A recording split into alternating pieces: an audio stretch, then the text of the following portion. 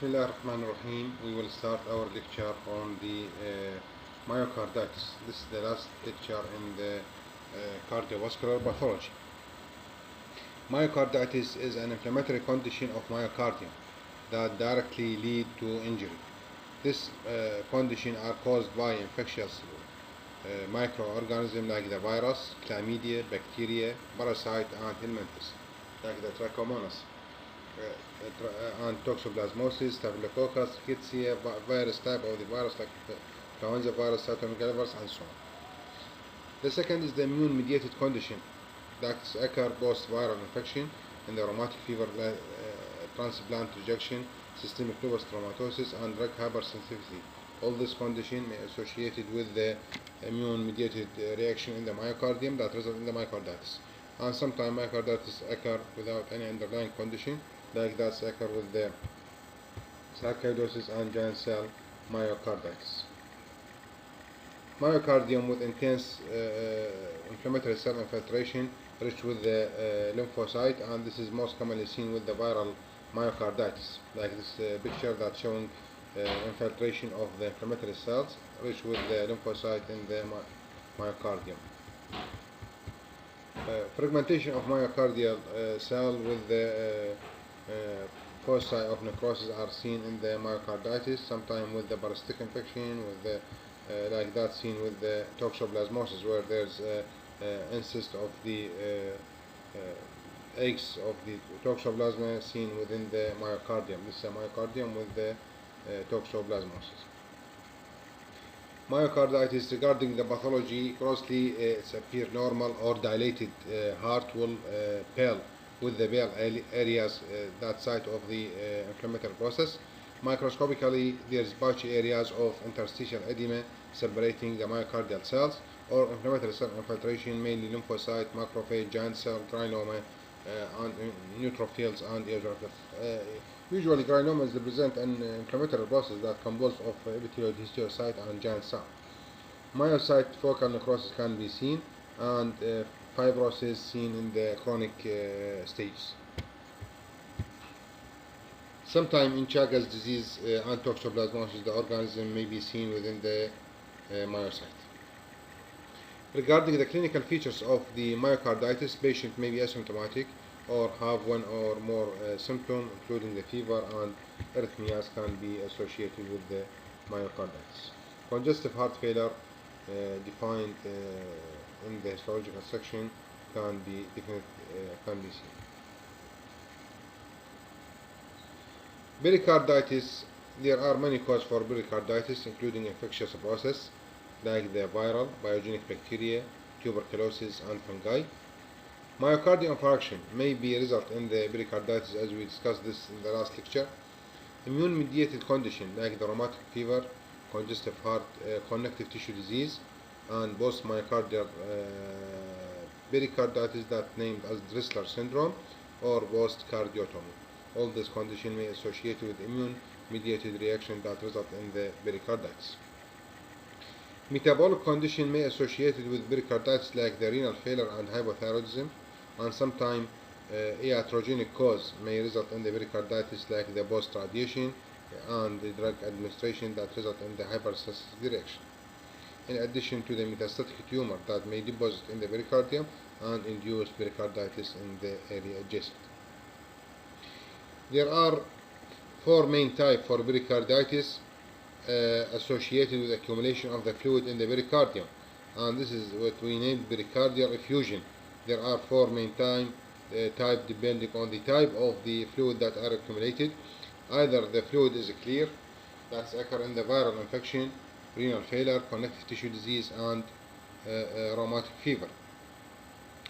Or the pericardial fluid may be fibrinous or serofibrinous, and named as exudate, like the rheumatic fever, connective tissue disease, MI and post-MI, and the traumatic condition post-uremia. Virulent pericardial effusion can be seen when there is accumulation of the pus in the pericardial space, and mostly associated with the biogenic bacteria like the staph, strep, and gram-negative bacilli. Hemorrhagic effusion can be seen when there is an accumulation of the blood fluid, as in condition of the malignancy and tuberculosis.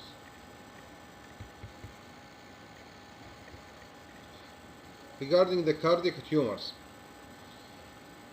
tumor in the heart can be seen either primary and or secondary. The most common cancer in the heart are metastatic. That to say, metastatic cancer is seen in up to the 10% of the patient of dying of disseminated cancer, mostly involving the pericardium. That to say, 10% of the patient with advanced malignancy that are result in the death are associated with the deposition of malignancy in the cardiac tissue, either myocardium or pericardium, mostly in the pericardium. And the tumor may be primary tumor of the heart, and the most common type are myxoma. It's considered the commonest heart tumor in the adult. It is a benign tumor that occurs mostly in the left atrium and appear as sessile or pediculated gelatinous mass covered by the endothelium and protruded toward the lumen of the left atrium in the 90% of the cases, microscopically composed of blunt satellite cell on the background of abundant myxoid stroma. The main problem of the myxoma is the embolism or obstruction of the valvular lumen. The second type are lipoma. Rhabdomyoma is another type of the tumor that's most commonly seen in the children, often associated with the tuberous sclerosis, and appear as masses projected into the ventricular cavity with a spindle cell are characteristic features, in addition to the sarcoma. This is the picture of the myxoma that are seen as gelatinous mass that are lined or covered by the endothelial cells and protruded toward the lumen of the atria. This is the left atria with the gelatinous mass are protruded toward the lumen. The main complication of this mass either fragmentation and forming an embolism distally with the carrying with the bloodstream, or may result in the obstruction of the valvular opening that result in the impairment in the blood flow within the cardiac chamber. Microscopical examination of this myxoma showing that the myxoid background, all the background are mucinous material with the satellite and spindle cell benign looking spindle cell component of the myxoma. This is the picture of the pericardium with the fatty tissue and adjacent muscle with the spaces, usually of lymphatic space, that are found in the pericardium with the deposition of the malignant cell. This is to present a metastatic foci in the pericardium. So this is the commonest type of the cardiac tumor, which is a metastasis and secondary to the infiltration of the tumor distally from the primary focus elsewhere. Pathology of blood vessels. Start with the varicose vein. Varicose vein are abnormally dilated tortuous vein produced by the prolonged increase in intraluminal pressure and loss of the wall support. That to say, the vein will be dilated, mostly in the vein, dilated usually in the superficial vein. Mostly the superficial vein of the upper and lower limbs are the predominant side, because the superficial vein usually have no muscle support, and under the chronic pressure on the vein may result in the dilated tortuous venous wall. When the legs are dependent for the long period, like those with standing for the long time, the venous pressure in this site is markedly elevated. So, occupation, as in the current occupation that require long period of standing and long rests, frequently lead to marked venous stasis. It's estimated that about 20% of general population will develop varicose vein under the influence of long standing and pressure on the vein. So, the long standing occupation will result in the pressure on the varicose on the vein valves and result in the development of this tortuous vein. Frequently estimated that about 20% of population can be have or complaining of this varicose vein. So the clinical course of varicose vein, the condition is much more common in those older than the age of 50, in those obese and in women. Some families have tendency to develop varicose vein related to the defect in the venous wall supportment and development, lead to the venous stasis, congestion, edema, pain, and thrombosis.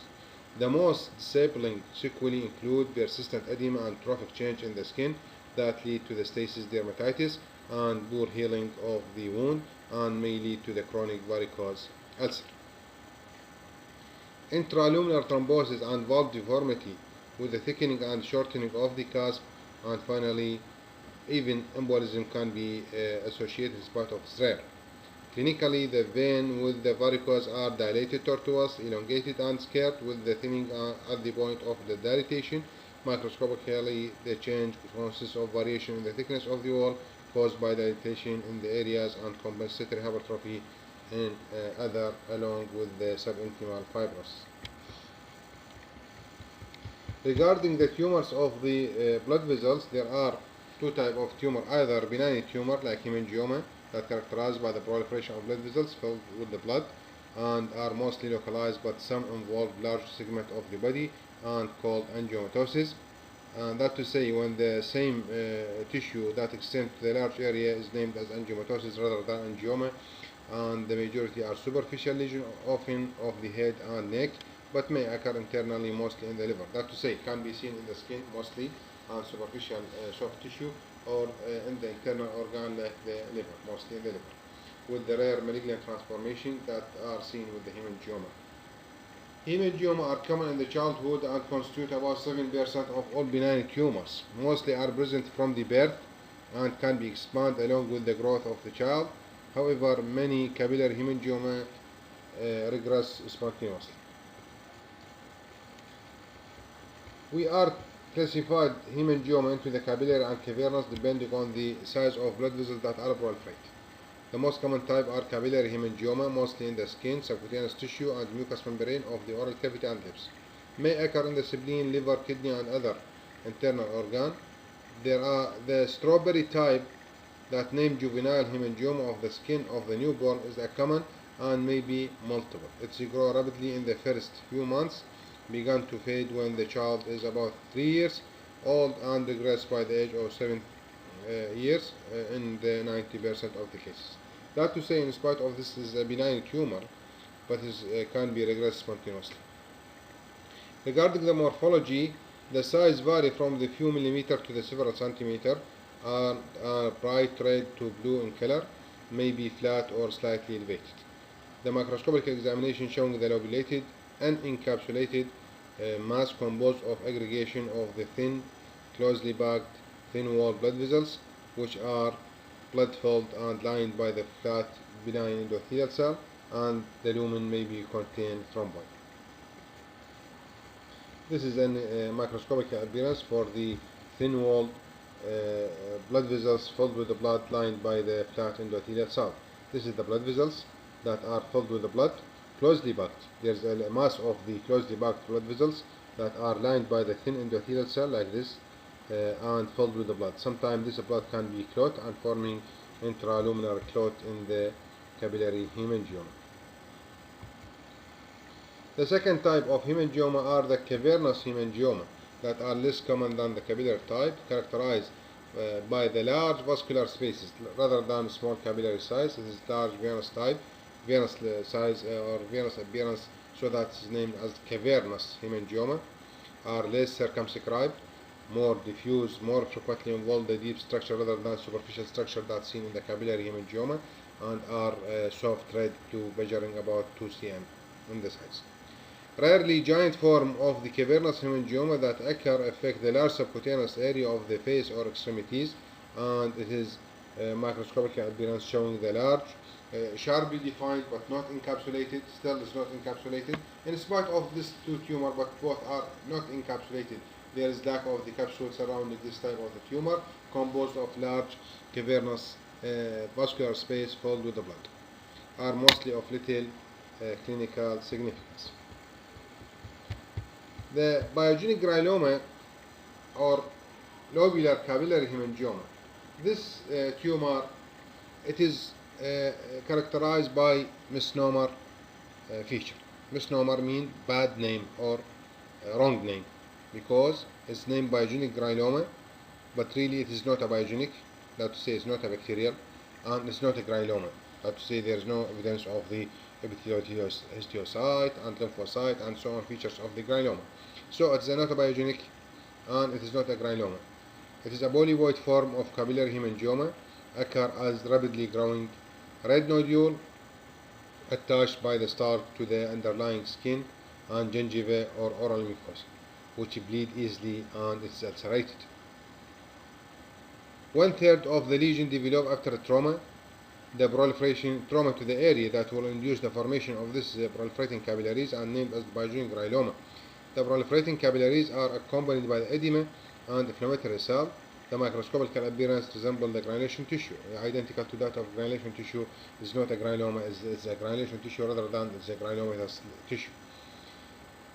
One of this type of the lobular capillary hemangioma may be seen in the pregnant women, in the gingiva of pregnant women, and is named as the pregnancy tumor, or named as the granuloma gravidarum. Granuloma gravidarum. It's not a granuloma, and the gravidarum it is mean pregnancy. It's a biogenic granuloma that's occur in the gingiva of the pregnant ladies, and it is disappear or regress after delivery. The tumor in the blood vessels classified into the benign malignant, and there is, in addition to that, there is intermediate border or intermediate type of the tumor that are between the benign hemangioma and the malignant type that named as sarcoma. This type of the tumor are named as hemangioendothelioma. Hemangioendothelioma is a wide spectrum of vascular neoplasm showing histological feature and the clinical behavior. That to say, both the features histologically and the behavior of the tumor clinically, both as intermediate between the benign hemangioma and malignant angiosarcoma. The most common is epithelioid hemangioendothelioma, which occur around the medium size and large vein in the soft tissue of the adult. In this tumor, the neoplastic cells are cuboidal, resemble the epithelial cells. Mostly are cured by the excision, but up to the 40% recur and 30% may showing metastasis, so that most of the tumor behave like that of the benign, but may showing some features of malignancy, including the recurrence and metastasis. The third type of the tumor, which is the of vascular tumor, are the angiosarcoma, and one type of the angiosarcoma is Kaposi sarcoma. Kaposi sarcoma is a vascular tumor. It's a malignant vascular tumor presenting typically in the form of dark red and bluish skin plaque and nodule, and there are many forms of this type of the Kaposi sarcoma, depending on the behavior of the tumor. Either type chronic, that's sporadic type, lymphadenopathic type, transplant associated, and AIDS associated. The chronic sporadic type, that's named as a classical or European type, mainly occur in the elderly and present as the locally persistent and invasive recurrent hemorrhagic lesion on the legs of the elderly man. Red to the purple nodules in the distal lower extremity, slowly increasing in the size. This is the main features of the chronic sporadic type, that's the classical and European type. The second type of the Kaposi sarcoma are lymphadenopathic type, that are named African type or endemic type, rather than European type and classical type. It is an African type or endemic type. It is an aggressive tumor. Lymphadenopathic is an aggressive tumor, mainly among the children of South Africa, patient present with the localized or generalized lymphadenopathy. That to say, the main characteristic features of this type are lymphadenopathy, enlargement of the lymph nodes. The third type are transplant associated, that occur several months to or years post-operative in the solid organ transplant, like those with renal transplant that are a recipient who receive high dose of immunosuppressive therapy. Those with the organ transplant that are received for the long period of immunosuppressive therapy will develop this type of the sarcoma. Lesions are localized to the skin and may regress or generalize where the internal organ involvement is fatal. AIDS associated or epidemic type. In 1/4 of AIDS patients, especially in homosexual, common involve the lymph node and the GIT. Another type of the sarcoma, that's the classical angiosarcoma, is the most important malignant vascular tumor rather than Kaposi sarcoma, occur in both sex and tend to affect adult, mostly affect the skin, soft tissue, breast, and liver. Those that occur in the liver, hepatic angiosarcoma, are associated with carcinogen like the arsenic, thoratrust, and PVC. Show local invasion and metastatic spread because it's a malignant tumor. Aggressive malignant tumor has poor outcome and the prognosis depending on the size of the lesion and the extent of spread at the time of the diagnosis. Macroscopically composed of the malignant endothelial cells that forming irregular anastomosing channels or sometimes even solid nest. So this is the most malignant tumor of the blood vessels. Thank you very much.